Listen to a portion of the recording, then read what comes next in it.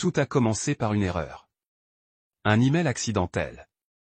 Un fichier qui n'était censé être visible que par les RH, et encore moins par quelqu'un comme moi, Julian Grant, responsable des opérations seniors. 9 ans au cœur de l'entreprise. Je sirotais un café tiède dans la salle de pause quand il est apparu. Bilan de rémunération Q1. Pas d'objet, pas de chiffrement, pas d'avertissement. Juste là, dans ma boîte de réception, comme s'il était à sa place. J'ai cliqué dessus par réflexe, m'attendant à quelque chose de banal. Une autre mise à jour de politique, un autre rappel de vacances. Mais ce n'était pas ça. C'était une feuille de calcul, un classement brutal, ligne par ligne, avec un code couleur, de tous les salaires du service finance et opérations. J'ai fait défiler une fois, puis une autre, et mes mains se sont figées. Mon nom, Grant, Julian, était là. Ligne 48. Salaire, 94 200 $. Un chiffre que j'avais mémorisé après trop de réunions budgétaires et trop d'évaluations de performance muettes. Mais là n'était pas le problème.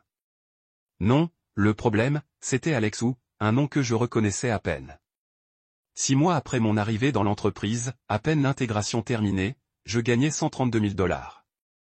J'ai cligné des yeux, continué à faire défiler la page, et voici Béatrice Lial, ma subordonnée directe, la junior que j'avais recrutée dès le premier jour à 128 000 $. Mon estomac s'est noué. J'ai senti ma mâchoire se serrer, mon cœur battre au ralenti, comme lorsqu'on réalise qu'un changement fondamental s'est produit. Mon nom était entouré de chiffres qui criaient à la trahison. Je n'étais pas sous-payé de quelques milliers de dollars. J'étais sous-payé de mensualités entières, du prix d'une berline de luxe, de plusieurs années de ma vie. Et le pire, celui qui a tout retourné au ralenti, la personne habilitée à tout réparer, celle qui était assise en haut de cette feuille de calcul, celle dont les initiales apposaient chaque poste, c'était Marina Grant, ma femme, ma PDG. J'étais assis là, l'écran allumé, le bourdonnement des néons au-dessus de ma tête soudain trop fort. J'ai essayé de me convaincre que c'était une erreur de formatage, une maclassification, n'importe quoi pour empêcher la honte de m'envahir. J'avais bâti cet endroit, pas au sens figuré. J'étais l'employé numéro 16 à nos débuts. J'avais dessiné les workflows, cartographié les intégrations, veillé tard quand personne d'autre ne le faisait. Quand Marina présentait ses idées aux investisseurs dans des salles de réunion vitrées, j'étais celui qui veillait en coulisses, veillant à ce que les machines ne bégaient jamais. Et maintenant, je gagnais moins que le gamin qui appelait encore Google pour réinitialiser ses mots de passe. J'ai fermé le fichier, je l'ai rouvert, j'ai actualisé ma boîte de réception. Rien n'a changé. Les chiffres étaient réels. Je me suis adossé à mon fauteuil, fixant les dalles blanches du plafond, espérant que mon pouls se stabilise. Je n'en ai parlé à personne. Pas au début. Je suis retourné à mon bureau comme si de rien n'était. J'ai souri lorsque Béatrice m'a demandé si j'avais le temps de faire le point. J'ai répondu à la question d'Alex concernant les workflows d'intégration. Mais quelque chose en moi s'est fissuré silencieusement, proprement, comme de la porcelaine sous pression. Ce soir-là, j'étais assis à la table du dîner en face de Marina. Elle consultait les informations de son téléphone, son verre de vin à moitié plein, sa fourchette tapotant distraitement le bord de son assiette. J'ai scruté son visage, sa maîtrise de soi, son sourire aux gros titres qu'elle ne lisait pas. Et j'avais envie de lui demander. J'aurais voulu dire, pourquoi? Pourquoi avez-vous signé ça? Mais je ne l'ai pas fait. Pas encore. Parce que je devais être sûr de ce que je demandais. Il me fallait plus que des sentiments. J'avais besoin de faits. J'ai passé les 2 heures qui ont suivi son endormissement à éplucher tous les dossiers de politique que j'ai pu trouver. Échelle de rémunération, approbation de la direction, verrouillage de révision. J'ai retracé sa signature numérique jusqu'au tableur. C'était elle. Pas d'erreur, pas de délégation. Elle avait elle-même signé les nouvelles échelles de rémunération. J'étais assis là, sous la lumière bleue de l'ordinateur portable, l'esprit en ébullition. Ce n'était pas seulement une trahison professionnelle. C'était personnel. C'était quelqu'un qui partageait mon lit, connaissait mes ambitions, m'embrassait sur le front avant les premiers vols, décidant que ma loyauté valait moins qu'une embauche de 6 mois. Et pourtant, le monde dirait que j'avais de la chance. Marié au PDG, accès privilégié, influence. Mais il ne voyait pas le silence entre nous. Sa façon d'arrêter de me demander comment s'était passée ma journée. Son regard me dérivait comme si j'étais un meuble. J'ai lentement fermé l'ordinateur portable et fixé le couloir sombre qui menait à notre chambre. Elle m'avait toujours dit que nous construisions quelque chose ensemble, que notre mariage était un partenariat, mais maintenant, j'avais l'impression d'avoir empilé les briques d'une maison dans laquelle je ne serais jamais autorisé à entrer. Je me suis levé, suis entré dans la salle de bain et me suis regardé dans le miroir. Même visage, mêmes yeux fatigués, mais quelque chose avait changé. L'homme dans le miroir n'était pas seulement choqué. Il en avait assez. Pas de son travail, mais de son silence, d'être sous-estimé, d'être le fidèle qui n'en demandait jamais plus. Je n'allais pas hausser le ton ni renverser un bureau. Ce n'était pas mon style. Mais je ne serais pas ignoré. Plus maintenant. Le tableur ne m'était pas destiné, mais je l'avais vu. Et maintenant que je l'avais vu, personne ne le voyait. Je ne laisserai pas passer ce moment comme les autres. Je suis retourné à mon bureau, j'ai créé un dossier sur mon bureau. Je l'ai intitulé « Équité ». À l'intérieur, j'ai déposé le tableur. Puis j'ai ouvert un document vierge. Titre « Le prix de l'oubli », parce que c'est ce qu'ils apprennent. C'est ce qu'on apprendrait. Il y a toujours un prix à payer quand on oublie qui a posé les fondations. Je n'ai pas attendu. Pas jusqu'à lundi. Pas jusqu'à ce qu'un créneau se libère. Pas jusqu'à ce que j'ai trouvé les mots justes.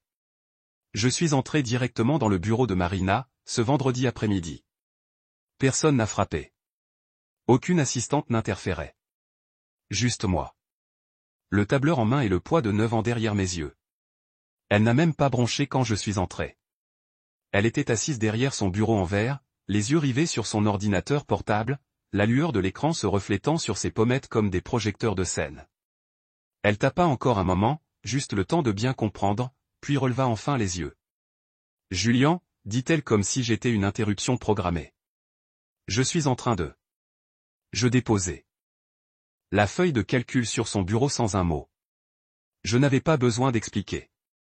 Elle savait ce que c'était. Je la vis baisser les yeux, parcourir les premières lignes, puis revenir aux miennes. Son visage resta inchangé. Ni culpabilité, ni surprise, juste ce détachement mesuré qu'elle affichait toujours quand les choses se compliquaient. Politique de l'entreprise, dit-elle calmement.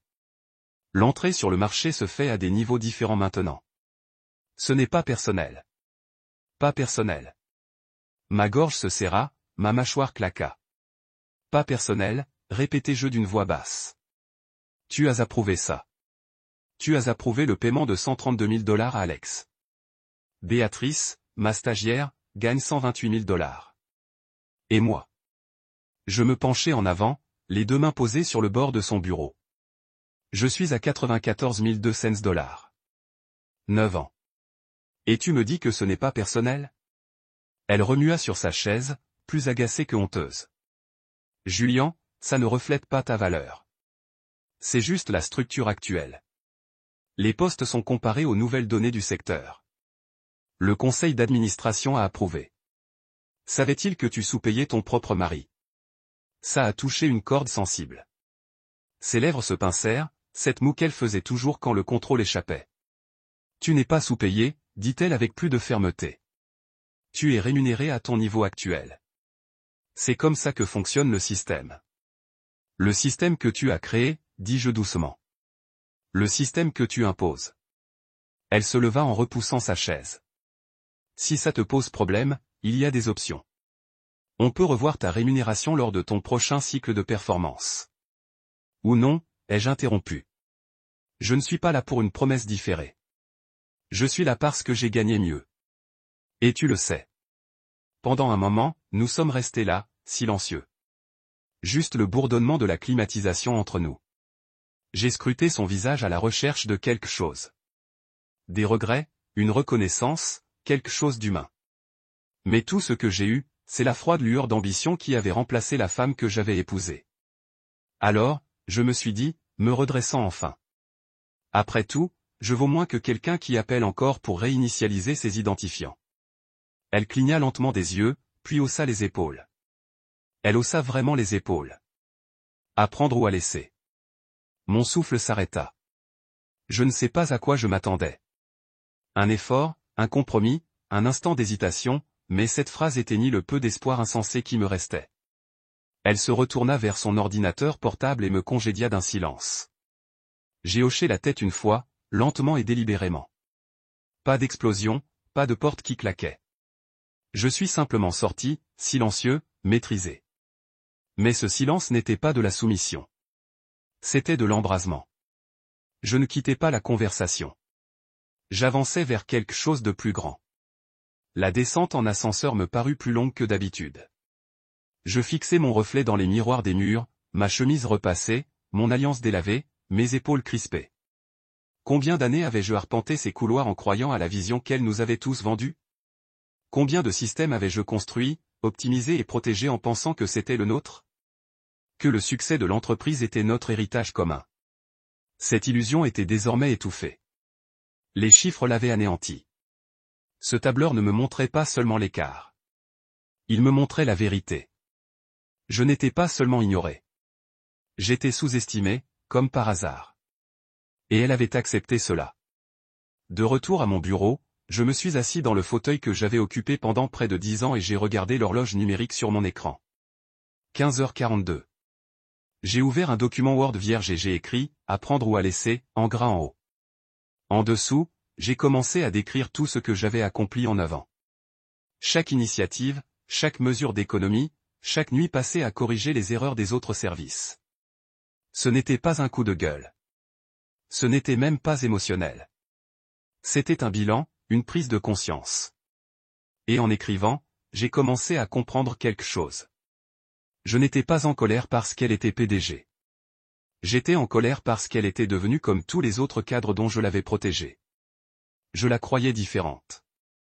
Je pensais que nous étions différents, mais j'avais tort.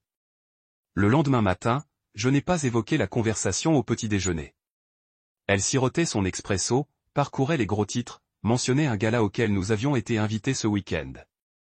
J'ai hoché la tête, souri, joué le jeu, mais quelque chose avait changé. Je n'étais pas seulement son mari. Je n'étais pas seulement son employé. C'est moi qui avais construit les fondations sur lesquelles elle reposait désormais. Et elle pensait pouvoir oublier ça. Les jours suivants, j'ai fait profil bas au travail. Mais à la maison, j'ai commencé à cataloguer, à rassembler des preuves, à engager des discussions avec des entreprises qui essayaient de me débaucher depuis des années. Et elle m'écoutait avec intérêt. Il ne s'agissait pas seulement de prendre ma revanche. Il s'agissait d'être enfin vu. J'avais trop supporté ça. Maintenant, je m'apprêtais à repartir la tête haute. Qu'elle hausse à nouveau les épaules quand elle verra la suite. Qu'elle me considère comme un bruit de fond. Parce que quand on construit en silence, on apprend aussi à démanteler en silence. Et je ne faisais que commencer. Je n'ai pas fulminé cette nuit-là. Je n'ai pas claqué les placards, je ne me suis pas servi un verre et je n'ai pas pété les plombs. Ce n'était pas mon mode opératoire. Je n'étais jamais bruyant, jamais un piqueur de colère. J'étais celui qui écoutait les autres parler, qui prêtait attention aux autres qui se la pétaient. Alors j'ai fait ce que j'ai toujours fait. Quand le sol se dérobe sous mes pieds, j'ai documenté. J'étais assis à mon bureau, porte fermée, une seule lampe projetant une douce lumière dorée sur les papiers et les dossiers que je n'avais pas touchés depuis des mois. La pièce sentait l'encre et le ressentiment discret.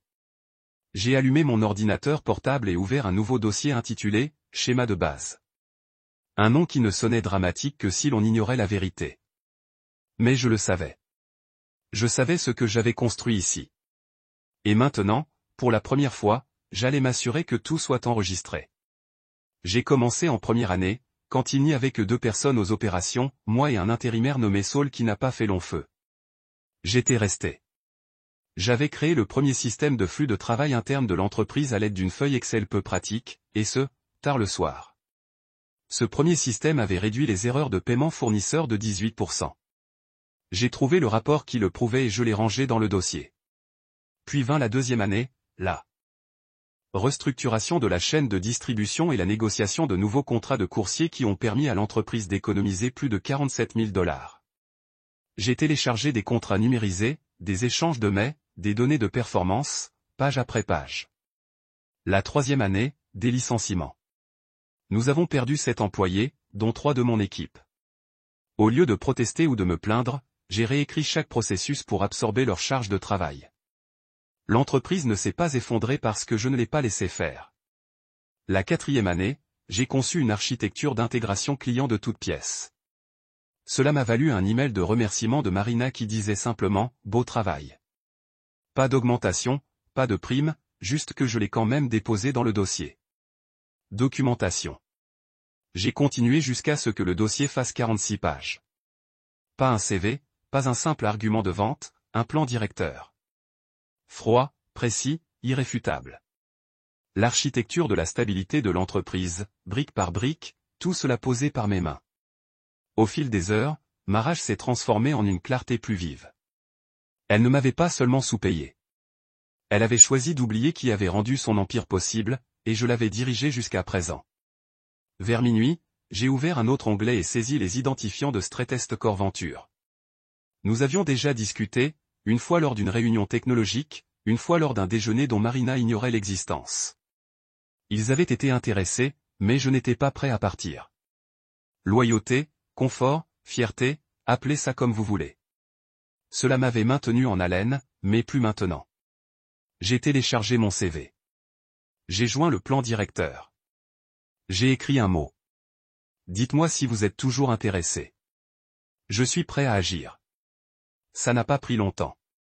Le lendemain matin, j'ai reçu une réponse de l'associée directrice, Alexa Anne. L'objet du message indiquait « Parlons-en aujourd'hui ». À midi, nous étions déjà au téléphone. 45 minutes plus tard, j'avais une offre officielle dans ma boîte mail. Vice-président principal de la stratégie système. Salaire de base, 155 000 $, plus participation aux bénéfices annuels et acquisition des actions sur 3 ans. J'ai scruté l'offre pendant une minute entière, non pas par surprise. Ils avaient toujours vu ma valeur, mais parce que, pour la première fois depuis près de 10 ans, je me sentais visible, valorisé. J'ai imprimé la lettre d'offre et l'ai accrochée au dos du plan. J'ai glissé le tout dans une chemise de présentation navy. Propre, simple, professionnelle. J'ai ensuite ajouté une page supplémentaire, ma lettre de démission officielle, effective immédiatement. Je n'ai pas fait de sempiternelles remarques, juste un paragraphe clair et direct. Je l'ai signé, me suis adossé à ma chaise et j'ai regardé par la fenêtre. C'était une matinée ensoleillée. Sans nuages, d'un calme trompeur. Quand on passe des années à construire en silence, on commence à oublier à quel point la vérité résonne lorsqu'elle entre enfin dans une pièce.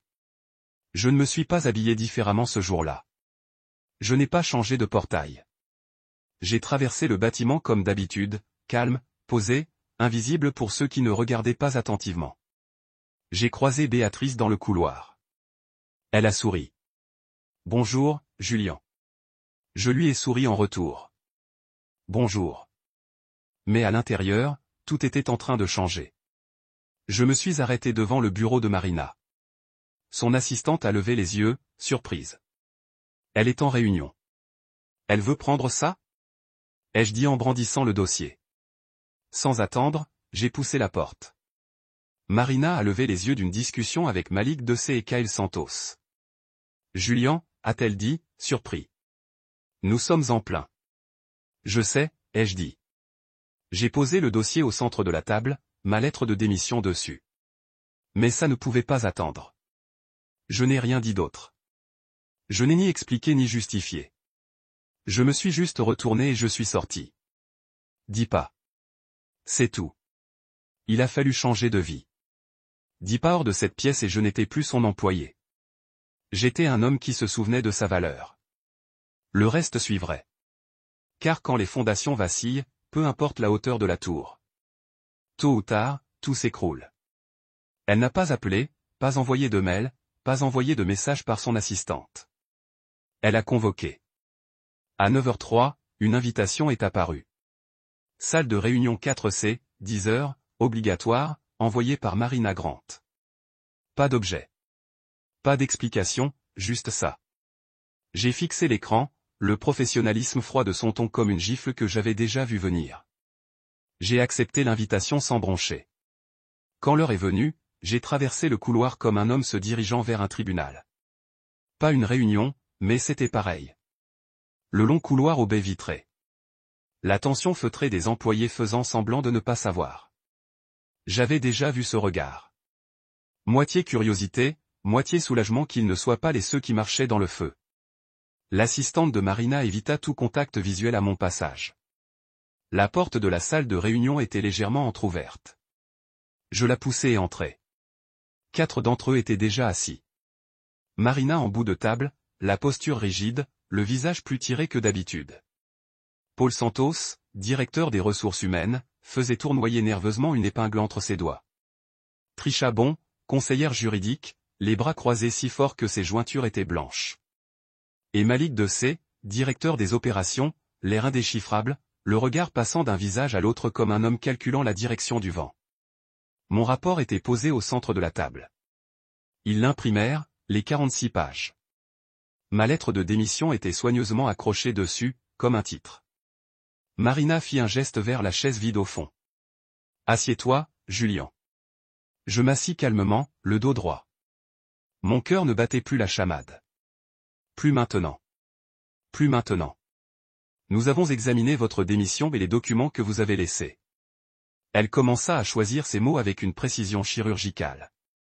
Avant de continuer, j'aimerais vous demander pourquoi vous n'êtes pas venu. Tu m'as parlé directement de tes inquiétudes? Je l'ai regardé et j'ai failli rire. Non pas parce que c'était drôle, mais parce que c'était insultant. Si, dis-je d'une voix basse mais assurée. Je suis entré dans ton bureau, j'ai laissé tomber cette feuille de calcul sur ton bureau. Tu l'as à peine regardée. Tu m'as dit que c'était à prendre ou à laisser. Je suis parti. Le silence qui a suivi a été dur. Malik a haussé un sourcil et s'est légèrement tourné vers Marina. C'est vrai? Elle n'a pas répondu tout de suite, elle a juste pincé les lèvres et a fait un petit signe de tête. K a arrêté de taper. Trisha s'est éclairci la gorge. Allons de l'avant. D'une manière constructive, a-t-elle dit, comme si nous parlions d'eux. Logistique, pas de trahison. Nous avons examiné le résumé de ta contribution. Un travail impressionnant, Julien, et franchement révélateur. Il est clair que tu as joué un rôle plus important dans la structure opérationnelle que nous ne l'avions imaginé. Je n'ai rien dit. Observe-les. Laisse le malaise s'apaiser. Alors, que veux-tu? A finalement demandé Marina. C'était la question que j'attendais d'elle. Non pas parce qu'il fallait que je sois supplié, mais parce qu'ils ont enfin compris. Ils n'avaient aucun contrôle sur ce moment. J'ai dit 3 choses. Premièrement, mon salaire ajusté pour correspondre au taux du marché pour mon poste, avec effet rétroactif au début du dernier exercice. J'ai vu Malik jeter un nouveau coup d'œil à Marina, surpris. Deuxièmement, un changement de titre officiel pour refléter le périmètre de mes responsabilités, directeur exécutif des opérations. K a griffonné quelque chose. Trisha a remué sur sa chaise. Troisièmement, ai-je dit en regardant Marina droit dans les yeux, une déclaration interne publique engageant cette entreprise à une révision complète de l'équité salariale. Pas seulement pour moi, pour tout le monde. Plus de secrets. Plus de feuilles de calcul cachées à ceux qui se sacrifient pour cet endroit. Marina n'a pas cligné des yeux, mais ses ongles ont tapé sur la table un peu trop longtemps. C'est beaucoup, a-t-elle dit. Non, ai-je répondu. C'est la base de l'équité. Trisha s'est penchée en avant. Julien, ce sont des demandes complexes.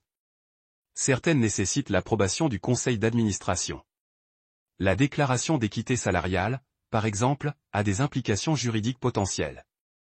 Nous aurons besoin de temps pour les examiner, encore et encore, ai-je dit. Mais sachez que vous n'êtes pas. Je négocie avec quelqu'un qui bluffe. J'ai une offre en main, 155 000 $ de base, une participation aux bénéfices et le respect que je n'ai pas vu depuis des années sous ce toit. Malik expira lentement, le premier vrai changement dans son masque. Direct comme un plomb. J'ai hoché la tête. Il avait l'air impressionné. Il court après les meilleurs talents depuis des mois. Il n'était pas obligé de me courir après, ai-je dit. Il leur suffisait de me voir. Marina était silencieuse. Pourtant, je pouvais voir les calculs dans ses yeux, les 1000 résultats qu'elle évaluait en temps réel. Elle avait toujours été douée pour avoir 3 coups d'avance. Mais aujourd'hui, elle ne jouait pas aux échecs. Aujourd'hui, elle rattrapait son retard. Donnez-nous 48 heures, dit-elle. Enfin, nous reviendrons avec une réponse officielle. 48, ai-je dit. Pas une minute de plus. Je me suis levé, sans rien digérer, et je suis sorti. La porte s'est refermée derrière moi dans un silence.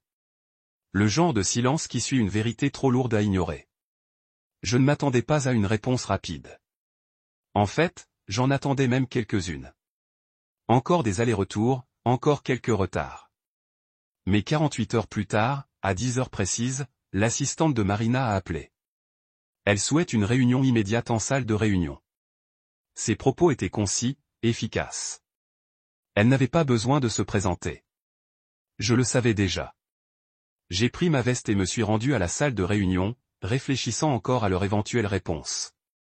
Ces 2 derniers jours avaient été un tourbillon, j'avais décortiqué chacun de mes mouvements, passé au peigne fin chaque mot du dossier que j'avais laissé derrière moi, passé en revue l'offre de Straight Accord.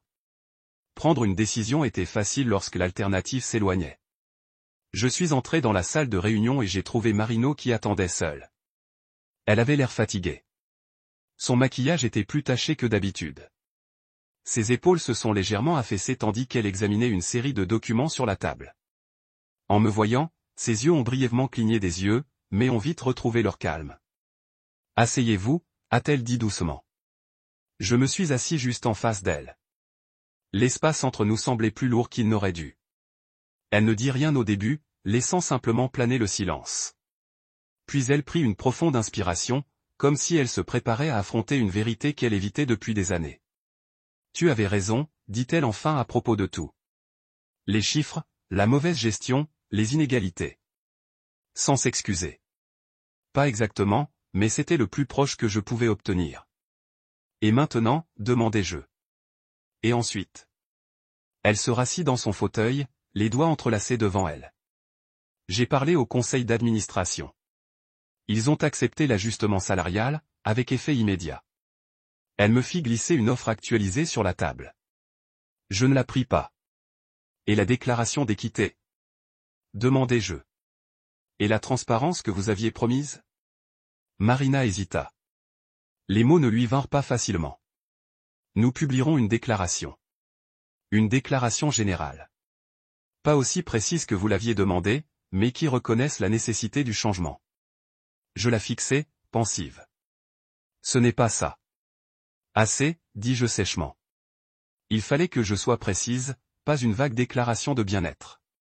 Si tu veux mon engagement, c'est à condition que tu t'engages à faire de vrais changements. Marina me regarda, les yeux légèrement plissés. Tu me tiens au courant, Julien. Je te tiens à la vérité, rectifiai-je. Parce que la vérité, c'est que ça fait 9 ans que je suis ici, à regarder cet endroit grandir, à te regarder grandir. Et malgré toutes les distinctions, tous les communiqués de presse pompeux, il manquait toujours une chose, l'honnêteté. Tu ne voulais jamais voir les fissures dans les murs. Et quand je te les ai montrées, tu as essayé de les cacher. Elle serra les mâchoires, mais ne m'interrompit pas. Je la touchais. Je le sentais. La tension dans la salle se modifia. Je ne serai pas ton changement symbolique, Marina, continuai-je. Je ne serai pas ta réussite en matière de diversité ou d'inclusion, ou quelle que soit l'étiquette que tu veux y coller. Si je reste, tu dois réparer cet endroit de l'intérieur. Fini les changements de politique qui ne paraissent bons que sur le papier. J'ai besoin de preuves. Marina resta silencieuse un long moment, son regard scrutant mon visage comme si elle cherchait quelque chose, une expression, un geste, n'importe quoi qui lui ferait comprendre qu'elle ne perdait pas tout. « Et si tu restais » demanda-t-elle d'une voix plus basse. « Et si on faisait comme tu veux ?» Tu as raison. On a fait des erreurs. On a ignoré des problèmes qui auraient dû être réglés depuis longtemps. Mais si tu restes, on veillera à ne pas se contenter de parler de résolution. On va vraiment le faire. J'ai scruté son visage, essayant de déchiffrer ce qui se cachait derrière ces mots. Il y avait quelque chose dans son regard. De la culpabilité, peut-être, ou autre chose que je n'arrivais pas à cerner. Elle ne me proposait plus juste un poste. Elle offrait quelque chose de plus, quelque chose de personnel. J'ai croisé les bras. On ne peut pas se contenter de le dire. Il faut le prouver. Et prouver, c'est agir concrètement. Pas un comité ou une évaluation, mais des mesures concrètes. Un changement dans la façon de diriger cet endroit, dans la façon de diriger. Elle a hoché la tête, sa posture s'adoucissant légèrement. D'accord, a-t-elle dit. Je m'y engage, en commençant par la déclaration. Et si vous êtes d'accord, nous programmerons un audit interne, un audit approfondi. J'ai senti un changement dans l'air. Ce n'était plus seulement une question de chiffres. Ce n'était même plus seulement une question d'entreprise. Il s'agissait de quelque chose de plus profond, de personnel, et du salaire, ai-je demandé, histoire de ramener la conversation à la réalité. Marina ouvrit le dossier qu'elle avait posé sur la table et en sortit la lettre d'offre. Elle me la glissa. L'augmentation de salaire est immédiate, dit-elle d'une voix plus ferme. Votre nouveau titre prend effet immédiatement. Quant à l'audit interne, si vous êtes partant, ce sera un travail commun. Nous aurons besoin de vous pour diriger le projet. C'était plus que ce que j'espérais, plus que ce à quoi je m'attendais, mais les mots ne me semblaient pas une victoire. Pas encore. J'aurai besoin de tout par écrit, ai-je dit. Pas seulement le salaire, les engagements, le calendrier de l'audit, la transparence que vous aviez promise. J'aurai besoin d'un plan clair pour la suite. Marina se pencha en avant, le regard fixe et déterminé. Vous l'aurez. Je vous le promets. Je pris la lettre d'offre et la lus attentivement. C'était tout ce que j'avais demandé. Aucune lacune, aucune ambiguïté. Je la signai sans hésiter. Bien, dit-elle en la faisant glisser sur la table. Maintenant, on travaille. Elle sourit faiblement, mais ce n'était pas le sourire auquel j'étais habitué. Il était plus réel, moins travaillé. Oui, on travaille. Je me suis levé, boutonnant ma veste. Arrivé à la porte, je me suis retourné. Encore une chose, ai-je dit d'une voix basse mais ferme. Cet endroit ne sera plus jamais le même, et nous non plus. J'ai quitté la pièce sans attendre sa réponse. La porte s'est refermée derrière moi avec un bruit sec, et en revenant dans le couloir, une chose m'est sûre, rien n'avait été résolu, mais tout avait changé. L'enveloppe est arrivée par coursier, blanche, épaisse et sans aucune mention, si ce n'est mon nom tapé dans une police simple et nette. Je l'ai ouverte dans mon bureau, porte fermée, même si les stores étaient baissés et que personne n'avait frappé depuis que le nouveau titre avait été inscrit sur la plaque à côté de ma porte, directeur exécutif des opérations. Les mêmes mains qui avaient transporté des cartons à travers ce bureau 9 ans plus tôt tenaient maintenant une offre d'une valeur à 6 chiffres. Mais à mesure que je lisais ligne par ligne, un frisson familier m'a parcouru. J'avais vu suffisamment de contrats pour savoir quand quelque chose clochait. En apparence, c'était tout ce que je demandais, un salaire de 160 000 $, un calcul des arriérés, une prime de rétention, une participation aux bénéfices prolongés. J'aurais dû avoir l'impression d'une victoire. Mais, enfoui au plus profond de la section 8, sous une forme passe-partout, se trouvait la clause suivante, l'employé s'engage à ne divulguer aucune information relative à sa rémunération, à ses finances internes ou à ses divergences organisationnelles, passées ou présentes. J'ai lu ces mots 3 fois. Il comptait sur mon épuisement, sur mon silence. Il voulait m'acheter et m'enterrer en même temps. Je me suis adossé à mon fauteuil, fixant le plafond comme s'il pouvait m'apporter une réponse. Le tableur avait ouvert une brèche. Mais là, c'était l'entreprise qui essayait de tout remettre dans le panier. Et le pire, c'est que ça ne m'a même pas surprise. Je n'ai pas fait irruption dans le bureau de Marina cette fois. Je n'ai pas envoyé de réponse cinglante. J'ai replié la lettre d'offre dans l'enveloppe et l'ai soigneusement rangée. Mon tiroir. Puis j'ai ouvert mon agenda et j'ai trouvé le nom que je gardais précieusement comme un atout. Amara Dorsey, présidente du conseil d'administration. Elle n'était pas qu'un nom sur un papier à en-tête. Elle était le moteur de la réputation de l'entreprise. Et contrairement à Marina, Amara valorisait l'image, l'intégrité et l'héritage. Je n'ai pas demandé la permission à Marina. J'ai envoyé à Amara une demande directe pour un rendez-vous de 15 minutes. Objet, problème de conformité urgent. Elle a répondu dans l'heure. Demain, 8h30, mon bureau. J'ai fermé mon ordinateur portable et regardé par la fenêtre. La ville bougeait comme toujours. Des voitures s'introduisaient au pas aux intersections.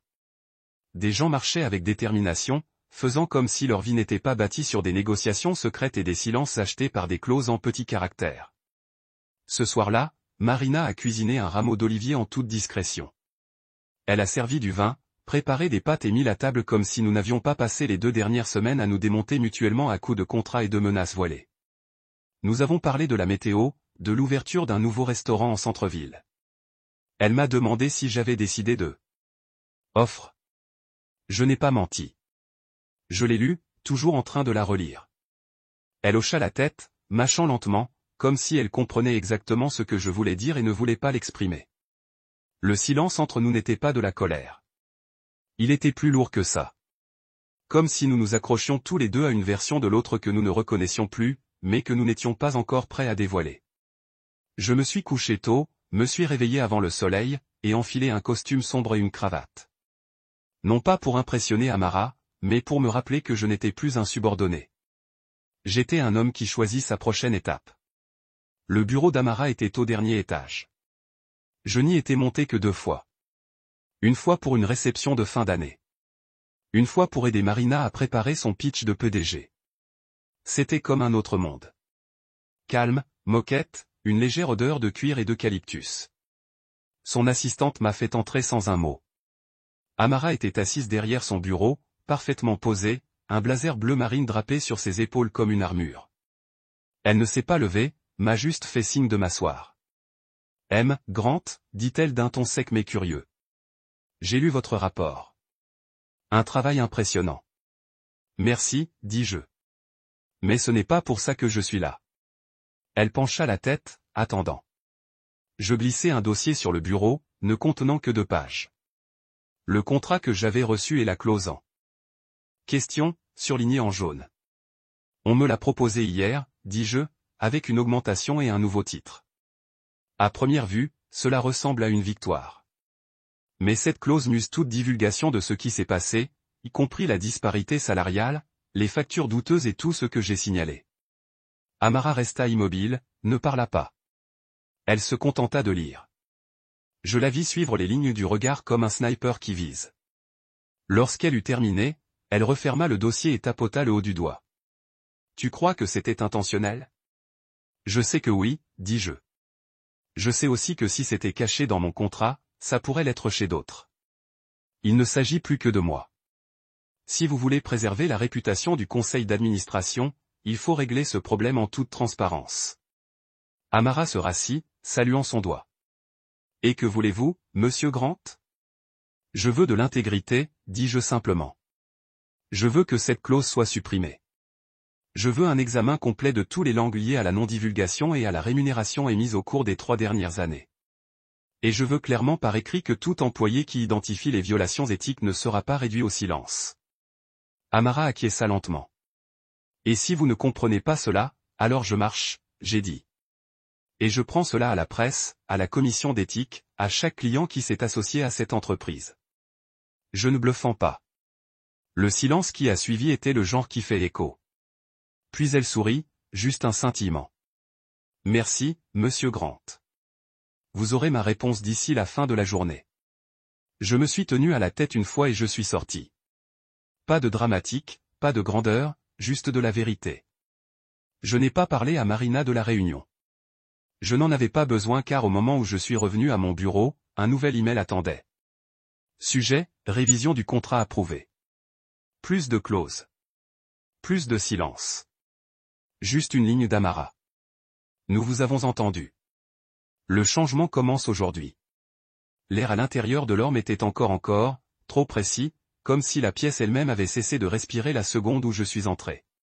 Marina était déjà assise, dos droit, les mains pliées sur le dessus de table laquée comme une sculpture de sang-froid. Trisha s'assit à droite, son armure d'avocat habituelle en place, black blazer, expression illisible. Malik était à gauche, le regard passant entre tout le monde comme un homme qui savait qu'il devrait choisir un côté. Kyle Santos, tête de RH, s'est assis près de l'écran. Et puis il y a eu Amara qui se joignait par vidéo. Son image planait grande sur le mur éloigné encadré par un espace blanc, pointu et calme et délibéré. Je ne me suis pas assis tout de suite. Au lieu de cela, j'ai placé un dossier épais sur le centre de la table. Ceci, ai-je dit clairement, est un audit compilé de tous les paiements irréguliers de 2022 au premier trimestre de cette année. Il comprend les approbations des fournisseurs de forge, les frais de consultants mal dirigés et les sociétés écrans liées à 2 connexions internes d'entreprise, dont l'une appartient à Trisha Bon. Trisha n'a pas clignoté, mais sa main droite twitch légèrement sur le bord de la table. « Excusez-moi, dit-elle, la voix modulée soigneusement. « Tu m'accuses ? » « Pas encore, dis-je. Je fournis des données. J'ai inclus des factures, des journaux IP, des eurodatages, des inscriptions des fournisseurs croisés avec des métadonnées d'entreprise. L'une des sociétés d'Ecle, Oswell Strategy, est enregistrée dans une boîte de poste à Charleston. Cette boîte est louée sous le nom de Greg Whitlow. Votre mari.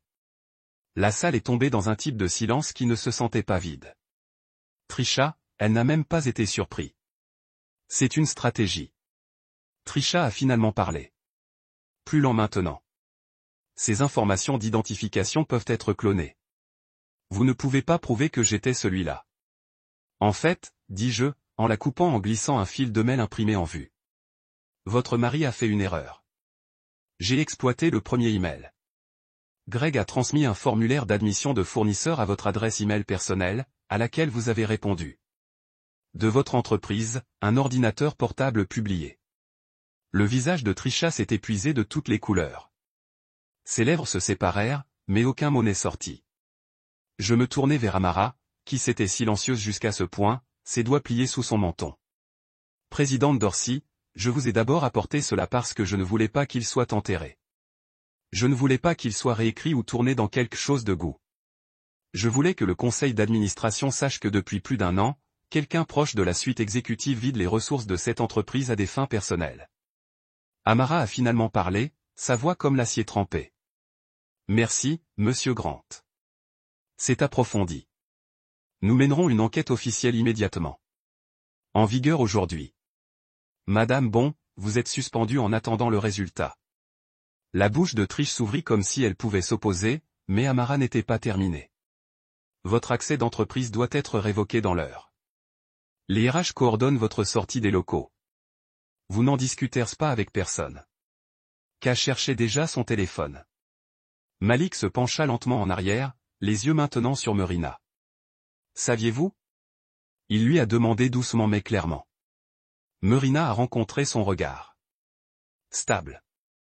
Pas les détails, a-t-elle dit. Mais je savais que quelque chose n'allait pas. Je ne savais pas que Julian avait tout ça. Bien sûr que vous ne l'avez pas fait, ai-je dit.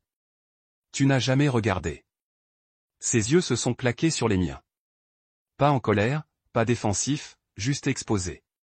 Pour une fois, le masque de Comio a glissé et en dessous était quelque chose de plus fragile. Réalisation ou regret? Peut-être les deux. Que voulez-vous maintenant? Demanda-t-elle tranquillement. J'ai jeté un coup d'œil à Amara. Rien, j'ai dit. Je ne demande pas d'argent, de titre ou d'excuses. Cette entreprise a besoin de nettoyer la maison. Je suis juste là pour remettre le balai. Je suis reculé de la table, ne prenant rien avec moi. Je leur avais déjà tout donné. Amara m'a donné un petit signe de tête. Merci, Monsieur Grant. Eh bien, prenez-le d'ici.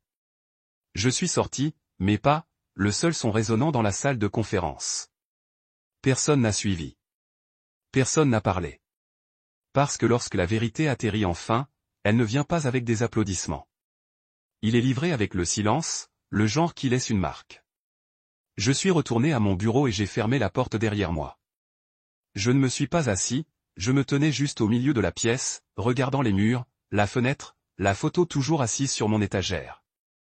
Marina et moi à ce gala d'entreprise, souriant comme si nous n'avions pas déjà dérivé. Le buzz mon téléphone, un texte, un numéro inconnu. Tu aurais pu me détruire. J'ai regardé l'écran. Marina, je le savais sans avoir besoin de vérifier. Je n'ai pas répondu parce que je ne l'avais pas détruite. Pas encore. Mais je lui avais donné la seule chose qu'elle ne m'a jamais donnée. Clarté. Les nouvelles voyagent rapidement dans les cercles d'entreprise. Mais le scandale se déplace plus rapidement. En 72 heures, les murs autrefois vierges de la société Marina construit étaient couverts de fissures. Certains visibles, d'autres encore couvrent tranquillement la peinture. Trisha Bon a été suspendue. Greg Whitlow a été arrêté après que les enquêteurs sur les délits financiers ont fait une descente dans leur appartement et leur unité de stockage. Il n'a même pas réussi à se battre. L'histoire a d'abord fait son chemin vers les blogs d'entreprise, enterrés sous des phrases désinfectées comme l'inconduite exécutive et la violation de la conformité. Mais quiconque faisant attention savait que c'était pire. Les gens savaient que quelqu'un à l'intérieur avait sifflé. Et pour une fois, je n'ai pas rétréci de cette connaissance. Je ne me suis pas caché derrière l'anonymat. Je n'en avais pas besoin. Les gens qui comptaient connaissaient déjà la vérité. Ils savaient que c'était moi. Ils savaient que j'avais empêché cet endroit d'aller longtemps avant que quiconque ait le titre ou l'estomac pour s'en soucier. À l'extérieur, Marina a répondu comme je m'attendais, professionnellement, publiquement, avec une élégance fabriquée. Elle se tenait à la conférence de presse dans un blazer au charbon de bois, livrant sa déclaration avec équilibre. Nous sommes choqués et attristés par ce qui semble être une trahison de confiance au plus haut niveau. Alors que le processus juridique se déroule, nous coopérons pleinement avec les autorités et lançons un audit à grande échelle pour restaurer la confiance et la transparence. C'était parfait. Si parfait, cela ne ressemblait pas à un mensonge, juste un changement de projecteur, qu'il a commodément placé dans le rôle de leader trahi plutôt que par un cadre négligent. Je n'ai pas assisté à la conférence de presse. Je l'ai regardée depuis mon nouveau bureau dans les principaux entreprises. Les murs étaient propres, l'air toujours inconnu, mais prometteur. Il n'y avait pas d'histoire ici, pas d'écho, juste du potentiel. Il m'avait donné tout ce qui m'avait refusé pendant des années sans me faire demander 2 fois. Titre, ressources, autonomie, respect, et plus que cela, ils ont écouté. Pas performatif, véritablement. J'ai introduit un modèle de compensation transparente au cours de mes 30 premiers jours. Pas de secret, pas de silo, pas de murmure sur qui a fait quoi, juste de la clarté.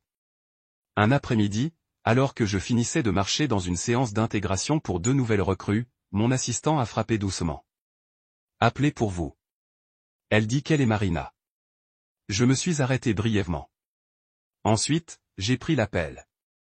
Sa voix est passée plus douce que je ne me souvenais que quelqu'un qui essayait de ne pas secouer. Verre déjà fissuré. Je ne savais pas, a-t-elle dit à propos de Greg, à quel point il est allé profond. J'aurais dû regarder de plus près. Je me penchai en arrière sur ma chaise, silencieuse, la laissant remplir le silence parce que le silence m'avait tellement appris. Tu aurais pu me détruire, murmura-t-elle. Tu le pourrais toujours. J'ai pris une respiration et je l'ai laissé sortir lentement. Je ne voulais pas te détruire, Marina. Je voulais que tu me voies. Et quand tu ne l'as pas fait, je me suis assuré que tout le monde le faisait. Elle n'a pas répondu. La ligne bourdonnait doucement de tout ce que nous ne disions pas. Nous savions tous les deux que ce n'était pas seulement de l'argent ou de la trahison. Il s'agissait de la distance qui augmentait depuis des années. Les dîners où nous avons à peine parlé, les réunions où elle regarderait à travers moi, l'effacement tranquille de tout ce que nous avions promis de construire ensemble. Êtes-vous heureux maintenant, elle a demandé. Une question étrange, et pas celle qu'elle voulait poser. J'ai presque souri. Je suis libre, dis-je. C'est une sorte de bonheur. Le silence qui a suivi n'était pas tranchant cette fois. C'était doux. Remis. Au revoir, Julien. Je ne l'ai pas dit en retour. Je viens de terminer l'appel parce que certains adieux n'ont pas besoin d'être parlés 2 fois. La semaine suivante, Amara m'a envoyé une invitation officielle à revenir. CFO intérimaire, a-t-elle écrit. Période de stabilisation, 6 mois, pleine autorité. C'était flatteur. C'était généreux. Mais j'ai dit non. Non pas parce que je ne pouvais pas réparer ce qui restait, mais parce que je ne voulais pas vivre parmi les cendres de ce que j'avais déjà brûlé au sol. J'avais trop construit, j'ai survécu trop et je ne leur devais pas ma guérison juste parce que j'avais été témoin de leur maladie. Marina a publié un autre mémo, celui-ci en interne. Elle l'a qualifié de réinitialisation de leadership, une façon sophistiquée de décrire le nettoyage de la maison qui a suivi. Les RH ont été restructurés, audités financières. Plusieurs chefs de département ont démissionné tranquillement avant même que les audits n'atteignent leur bureau. Il n'y avait pas de feu, pas de gros titres, juste un rasoir. Calme, propre et final. L'entreprise ne s'est jamais tout à fait rétablie. Pas de la fracture de la confiance, pas de l'éblouissement des médias, pas de l'exode des talents qui ont suivi. Une fois que la vérité a coulé, elle a boité pendant encore 18 mois. Ensuite, il s'est vendu à perte. Acquis par une entreprise qui n'a même pas gardé le nom. Ils ont renommé au cours du premier trimestre. J'ai regardé tout se dérouler avec le détachement d'un homme regardant une maison dans laquelle il vivait autrefois. Il n'y avait pas de colère, pas de fierté, juste de distance, juste de clarté. Le genre qui ne vient que lorsque vous choisissez vous-même après avoir été choisi dure trop longtemps. Je reçois toujours des emails d'anciens collègues, de remerciements silencieux. Certains admettent qu'ils ne savaient pas à quel point c'était mauvais. D'autres avouent avoir vu des signes mais ne voulaient pas le croire. Ils demandent comment je savais quand m'éloigner. Je leur dis la vérité. Vous ne savez pas toujours. Parfois, vous touchez juste un point où rester est plus lourd que de partir, puis vous partez. Même si vous devez ramper, même si votre voix secoue, même si vos mains sont toujours pleines de l'œuvre, personne ne vous a remercié. Et quand vous le faites, vous découvrez que vous n'avez jamais été faible pour en vouloir plus. Vous étiez juste fatigué d'être celui qui l'a toujours donné. Mon premier jour au corps le plus simple ressemblait à la respiration pour la première fois depuis des années. Pas l'expiration polie peu profonde que vous effectuez lors de réunions ou la pause lente calculée avant de parler à votre patron. Mais une respiration complète, un coffre en expansion, un type de retour de l'âme, le genre que vous oubliez est possible lorsque vous avez passé trop longtemps à survivre dans des pièces qui se rétrécissent lentement autour de vous. Le bureau n'était pas flashy. Il n'y avait pas de jardin sur le toit ni de robot à expresso ni du genre de salle de réunion nommée d'après les philosophes.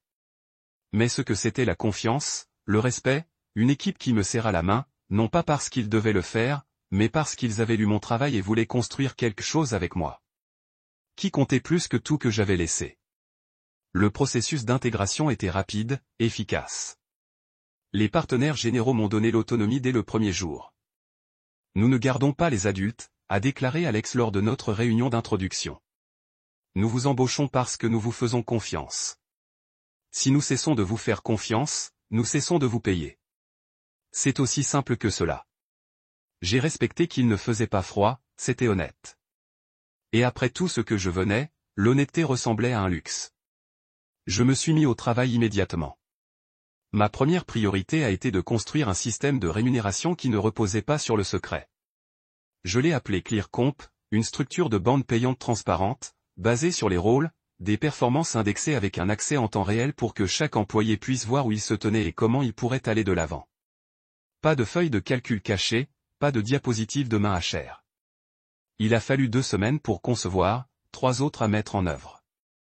À la fin du trimestre, nous avions un engagement à 100% sur le modèle. Les gens ont posé des questions. Ils ont compris leur valeur. Personne n'a été laissé deviner. C'était le point. Je savais ce que cela signifiait de deviner votre valeur dans le noir, en attendant que quelqu'un d'autre décide si vous étiez suffisant. Je ne laisserai jamais cela arriver à personne sur ma montre.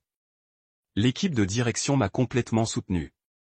Il n'y avait pas de jeu, pas de politique, juste des résultats. Lorsque j'ai suggéré de restructurer notre système d'intégration de partenaires, quelque chose que j'avais fait le pionnier de la compagnie de Marina, ils n'ont pas simplement écouté.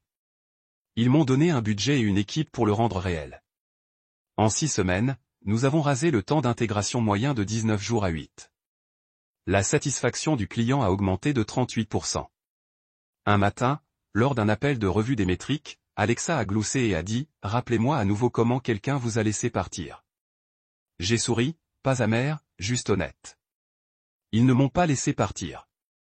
Ils n'ont jamais pensé que je marcherais. Et c'était la différence. Les gens ne vous poussent pas toujours à l'extérieur. Parfois, ils continuent de vous diminuer jusqu'à ce que vous oubliez ce que ça fait d'être entier. Et quand vous vous souvenez enfin, lorsque vous vous réveillez enfin, vous partez et vous ne regardez pas en arrière. Mais même avec tout ce qui fonctionne, les fantômes n'ont pas disparu. Ils s'attardaient. Pas dans le regret, mais en mémoire. Il est venu sous forme de courriel, d'anciens collègues, principalement de quelques stagiaires que j'avais utilisés. Les messages coulaient lentement au début. Je voulais juste dire merci. Je n'avais aucune idée de ce que vous avez à faire dans les coulisses. Vous avez fait la bonne chose. Certains étaient plus audacieux. Je recherche des opportunités. J'adorerais travailler à nouveau avec vous. Si vous entendez quelque chose au noyau le plus simple, gardez-moi à l'esprit. Les plus visibles étaient les excuses silencieuses. Je suis désolé de ne pas avoir parlé. Je l'ai vu. Je suis juste resté silencieux. Je ne leur ai pas blâmé. Je savais à quel point la peur pouvait être forte dans cet endroit et à quel point le pouvoir calme devient quand personne ne croit que vous l'avez. Au 3e mois, quelque chose d'intéressant s'est produit. Dru en tant que corps a commencé à recevoir la sensibilisation des clients que j'avais l'habitude de gérer sous l'entreprise de Marina. 3 des 5 principaux comptes, ceux majeurs, ceux que j'avais personnellement nourris, ont demandé à déménager leur entreprise. Pas par vengeance, non pas par drame, mais parce qu'ils savaient qui avait fait le vrai travail. Ils avaient vu le changement après mon départ. Ils avaient ressenti la différence. Les fissures du système que j'ai tenu autrefois ensemble. Un directeur financier m'a même dit franchement, nous avons suivi la personne, pas le logo. Je n'ai jamais utilisé ces conversations comme effet de levier. Je n'ai pas juré. Mais à l'intérieur, une petite partie de moi a guéri. Parce que pendant si longtemps, on m'a fait sentir comme un rouage, remplaçable, fond, invisible. Maintenant, ces mêmes entreprises suivaient mon leadership, pas mon titre. L'entreprise de Marina n'a pas pu récupérer assez vite. Les audits internes ont révélé plus que le détournement de triche. Les chefs de département qui s'étaient signés sur des bonus. Échappatoire d'approvisionnement, logiciel de conformité obsolète qui n'avait pas été mis à jour depuis 2 ans. Il y a eu des tirs, des colonies silencieuses, des déclarations de relations publiques pleines de vagues assurances. Mais ce qu'il n'y avait pas, ce qu'il ne pourrait jamais récupérer, c'était la confiance. Je n'avais pas besoin de célébrer leur effondrement. Je n'avais pas besoin de suivre chaque titre. Je savais comment ça s'est terminé. Ils se sont vendus 2 ans plus tard à une entreprise sans intérêt à garder le nom. Les nouveaux propriétaires se sont restructurés, consolidés et dans les 6 mois, la moitié des employés restants avaient disparu. Marina n'était plus PDG d'ici là. Elle a démissionné tranquillement avant que le tableau ne puisse le rendre fort. Je ne lui ai plus jamais parlé. Pas après ce dernier appel téléphonique. Pas même lorsqu'elle m'a envoyé un email des mois plus tard. Juste une seule ligne. Cela en valait-il la peine? Je n'ai pas répondu parce que la réponse était trop grande pour tenir dans un email. Cela n'en valait pas la peine, c'était nécessaire. S'éloigner était la survie. Exposer la vérité était la liberté. La reconstruction était la rédemption. Et c'est peut-être ce qu'elle n'a jamais compris. Pour certains d'entre nous, le travail n'est pas seulement une question de pouvoir. C'est une question de but. Il s'agit de ne pas avoir à se rétrécir pour s'intégrer dans l'histoire de quelqu'un d'autre. Au cœur le plus simple, j'ai commencé à prospérer d'une manière que je n'avais pas imaginée. J'ai lancé 2 nouveaux programmes internes, Equitrack, qui a surveillé les charges de travail de l'équipe et équilibré les affectations de projets.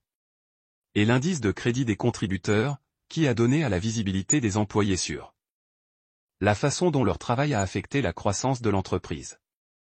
Dans les 6 mois, le chiffre d'affaires a chuté de 22%. Les promotions internes ont augmenté de 31%. Nous n'avons pas seulement conservé des talents, nous l'avons respecté. Un après-midi, tout en finalisant une proposition dans la salle de stratégie, j'ai regardé autour des murs en verre, les barres blanches se remplissaient d'idées, la façon dont les gens parlaient librement et écoutaient les uns les autres.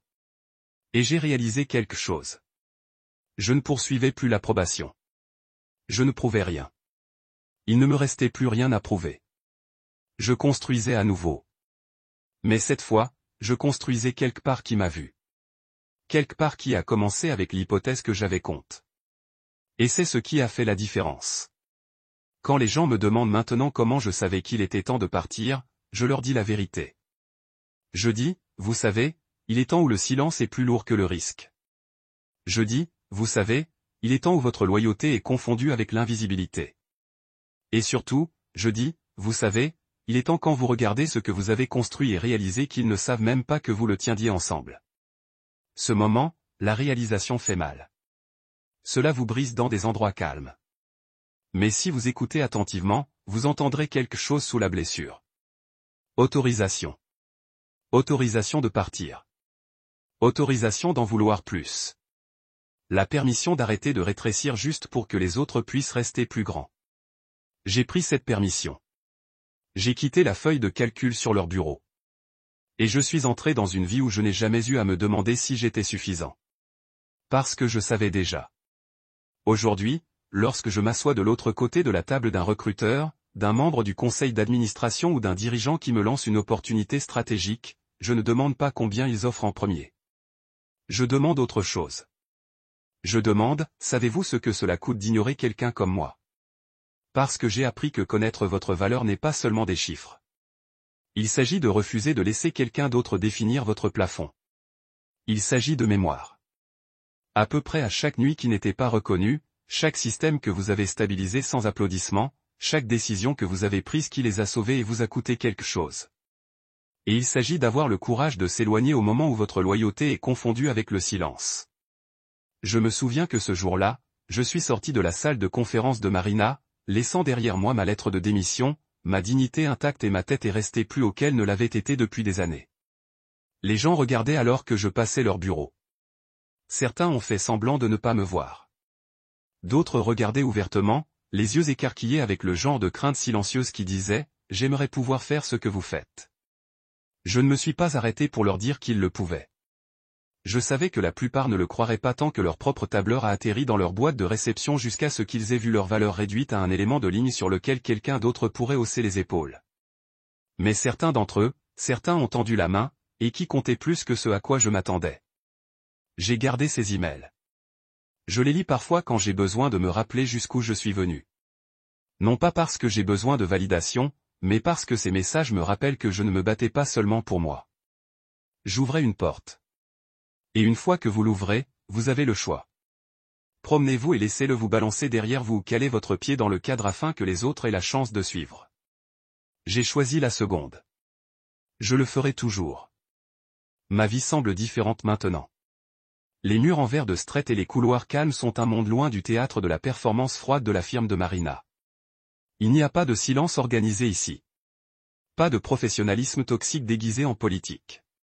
Quand quelqu'un n'est pas d'accord avec moi, ils me le disent. Lorsque je propose quelque chose de radical comme le modèle de transparence de l'indice de profit ou les bulletins de vote des bonus directs, ils n'essaient pas de me mettre en place avec la politique. Ils posent des questions. Ils construisent avec moi. Ils défient. Ils contribuent. Et quand quelqu'un contribue, je m'assure que son nom se déroule sur le résultat. C'était l'une des premières choses que j'ai changées quand je suis arrivé ici. Crédit. Dans mon ancienne entreprise, des gens comme moi devaient jouer l'arrière-plan. Construisez, protégez, mais laissez les autres le présenter. Laissez quelqu'un d'autre briller. J'en avais fini avec ça. J'ai vécu ce qui se passe lorsque votre nom est effacé silencieux de vos propres plans. Alors maintenant, chaque initiative que nous achevons au corps le plus simple comprend un indice de contributeur. Il répertorie toutes les mains qui ont touché le projet, toutes les heures, chaque décision. Nous ne récompensons pas le martyr silencieux. Nous récompensons l'impact. Certains jours, on me demande, généralement par un personnel plus jeune, comment je suis resté si longtemps dans un endroit qui m'a sous-évalué. Je leur dis la vérité. Au début, je ne savais pas que j'étais sous-évalué. Je pensais que je payais mes cotisations. Je pensais que si je travaillais juste plus dur, prouvais plus, continuais de me présenter, quelqu'un le remarquerait. J'ai acheté le mythe que la fidélité garantit la reconnaissance. Ce n'est pas le cas. La loyauté sans frontières se transforme en servitude. Et une fois que vous avez franchi cette ligne, il est presque impossible de retrouver votre chemin sans quelque chose qui se brise. Pour moi, c'est cette feuille de calcul, une simple erreur, un email accidentel, et cela a brisé tout ce que j'ai construit mon sens de l'objectif. Et j'en suis reconnaissant parce que sans ce moment, je pourrais toujours être là, je broyant, toujours rétrécissant, croyant toujours que les restes qu'ils m'ont remis étaient tout ce que je méritais. Mais je ne romance pas non plus le moment où je suis parti. Ce n'était pas facile. Ce n'était pas cinématographique. C'était calme, seul. Cela signifiait entrer dans l'inconnu avec rien d'autre qu'un dossier de reçu et une colonne vertébrale que je n'avais pas utilisée depuis des années. Cela signifiait reconstruire ma confiance en temps réel pendant que les gens regardaient et jugeaient et chuchotaient. Mais je l'ai fait quand même. Et maintenant, je regarde en arrière, pas avec regret, mais avec clarté. Marina a contacté une fois de plus après que la société ait replié. C'était un court message. Tu avais raison. Je n'ai pas répondu. Non pas parce que je la détestais. Mais parce que je n'avais plus besoin de rien d'elle. Pas la reconnaissance, pas la fermeture. Je me suis déjà donné les deux. Quand je parle au forum de leadership maintenant, je parle de deux choses. Tout d'abord, comment construire des systèmes qui n'exploitent pas les contributeurs silencieux. Deuxièmement, comment partir lorsque vous réalisez que vous êtes l'un d'eux. Les gens hochent la tête, les notes de gribouillage, pose des questions comme « Mais que se passe-t-il si votre industrie vous punit pour avoir parlé ?» Et je dis toujours, la seule chose pire que d'être puni pour avoir parlé est d'être oublié parce que vous ne l'avez pas fait. Je ne suis pas intéressé par la vengeance. Je n'ai jamais été. Ce que je voulais, ce que je veux toujours, c'est la justice et non le genre qui ne vient pas de faire des poursuites ou de se sentir à la presse. Et nous construisons cela maintenant. C'est lent. Accélérateur. Qui compte? C'est l'héritage. Pas le bâtiment que vous laissez derrière vous, mais le courage que vous transmettez. Quant à moi, je garde toujours une copie de la feuille de calcul qui a tout commencé. Ne pas tenir rancune, non pas pour revivre la blessure, mais à vous souvenir. Il est encadré en noir et blanc, imprimé sur le même papier de bureau bon marché qu'il m'est venu, et il est suspendu juste derrière la porte de mon bureau à domicile. Personne ne le voit à moins qu'il ne soit censé le faire. Et quand ils le font, je leur raconte l'histoire, non pas comme une histoire édifiante, mais comme un plan, un rappel que les erreurs révèlent plus que les gens ne l'attendent. Que parfois l'erreur n'était pas l'email. L'erreur était de penser que vous pouviez enterrer la valeur d'un homme sous la politique et la procédure. Maintenant, je me déplace différemment. Je négocie différemment. Je ne m'excuse pas d'avoir voulu plus. Je ne m'assois pas tranquillement aux tables que j'ai aidé à construire. Et je ne confonds plus l'humilité avec le silence. Ma femme est partie. Pas au sens littéral. Nous nous voyons toujours lors de l'événement occasionnel. Toujours hoche la tête poliment dans les rares instants que nos chemins se croisent. Mais est allée dans le sens où tout ce que nous avons construit est longtemps derrière nous. Nous ne parlons pas du passé. Nous ne discutons pas de l'entreprise. Parfois, je pense qu'elle envisage ma paix. Parfois, je pense qu'elle ne le comprend toujours pas. Mais la paix ne venait pas de gagner. Il est venu de s'éloigner avant de me perdre complètement. Donc, si vous lisez ceci coincé dans un emploi ou une relation ou un cycle qui continue de prendre sans redonner, je veux que vous sachiez quelque chose. Tu n'es pas fou. Vous n'êtes pas faible. Vous ne réagissez pas de manière excessive. Vous vous réveillez. Et quand vous le faites, n'attendez pas la permission. Vous n'avez pas besoin d'une feuille de calcul. Vous n'avez pas besoin d'excuses. Vous n'avez pas besoin d'eux pour le voir en premier. Il vous suffit de bouger. Vous ne leur devez pas votre silence. Vous ne leur devez pas votre épuisement. Et vous êtes sûr que l'enfer ne leur doit pas votre magie à prix réduit. Marchez même si vous avez peur, surtout si vous avez peur. Et quand vous le faites, laissez la facture sur leur bureau. Puis ferme la porte derrière vous.